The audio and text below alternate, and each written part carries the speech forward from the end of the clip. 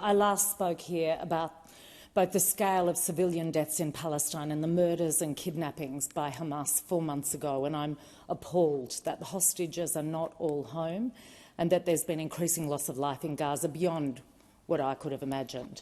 Despite the calls by Australia and 152 other countries for a humanitarian ceasefire and a permanent peace, despite the efforts to negotiate a peace by countries with influence in the Middle East, and despite the calls by Australia and so many others for Israel to abide by the International Court of Justice ruling that it take measures to prevent genocide in Gaza, the death toll and destruction continues, and the safer space for Palestinians gets smaller and smaller.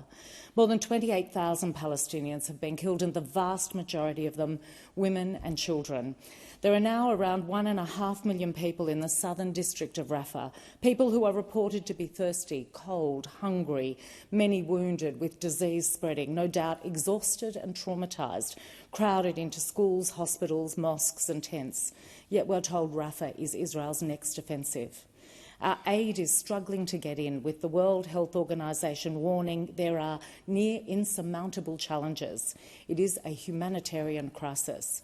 I think most of us struggle to comprehend why this is happening, and we want it to end. It's the last thing many Australians see before they go to sleep, and it's there in their social media feeds when they switch on in the morning. Is it any wonder the levels of distress at home are so high?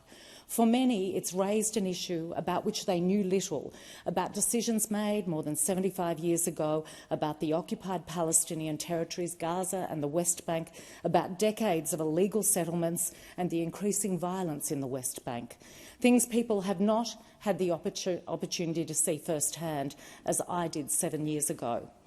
But I know that many elected representatives on all sides of this parliament have been to Israel and the occupied Palestinian territories and are well aware of the complexities and the urgency in reaching peace in this region.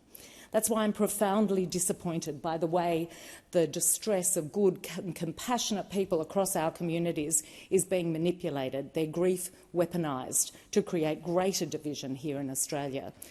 At our national conference last year, I remarked that as tensions continue to escalate and more lives on both sides are lost, I couldn't imagine there was a single person in that convention room who would want anything other than us working together towards a just and enduring peace. I would hope there is not a single person in this parliament who doesn't also want to see a just and enduring peace for Palestinians and Israelis. We've called out the obstacles to this on both sides, and we've said consistently there can be no enduring Israeli presence in Gaza after this conflict, and no reduction of territory. We support the Palestinian aspiration for statehood as part of a negotiated settlement, and I've personally spoken of my desire to see that sooner rather than later. Rather than seek to divide and attack people who've advocated for a two-state solution for Palestinians and Israelis for decades, for the sake of some likes on social media and to pick off votes, I especially urge the Greens to resist the instinct to fuel the conflicts, the instinct to spread misinformation, to set one side against the other. Instead, work with us on what we can do as a respected player in the Middle East.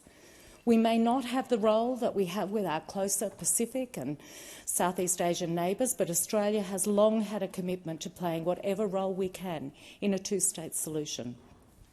I urge the opposition and Greens not to continue to peddle errors. For instance, Australia has not provided weapons to Israel since the conflict began, nor for the last 5 years. Contrary to the claims of the opposition leader, our legal advice is that our funding of UNRWA is entirely within the law. We hold firm with the view that UNRWA is the only aid organisation that can effectively deliver large-scale aid into Gaza, and we welcome the swift response by them to allegations against their staff and the independent review currently underway. Research out of Britain shows that when conflict is portrayed as a simplistic, two-sided thing, people can feel forced to take a side, and that social media portrayal gives licence to a small but vocal fringe of conflict entrepreneurs and extremists to use the conflict as an opportunity to sow discord and hate. Don't let this continue in Australia. Set aside the politics for the good of our fellow Australians. Help to rein in the Islamophobia and the anti-Semitism and work with us for a two-state solution.